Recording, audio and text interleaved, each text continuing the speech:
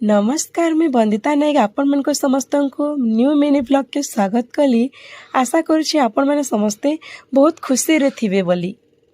आज आमे भक्ति गाँ के जिमा पारायणर लगी आमको न्यूता देछन प्रत्युष ईश्वर अन्नप्राशन उपलक्षे तार माँ बापा आ चिंद्रा फैमिली पहुँचला पर सुंदर भाव वेलकम गोटे हेतिला आ वेलकम परे परे आमर टिफिन पतर खाइबाटा भी सरी जाइतिला।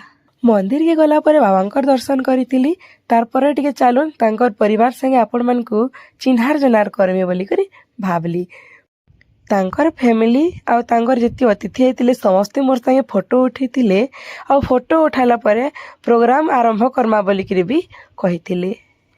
समस्ते प्रत्युष ईश्वर के आशीर्वाद करबे। वीडियो भल लागले प्लीज लाइक करबे।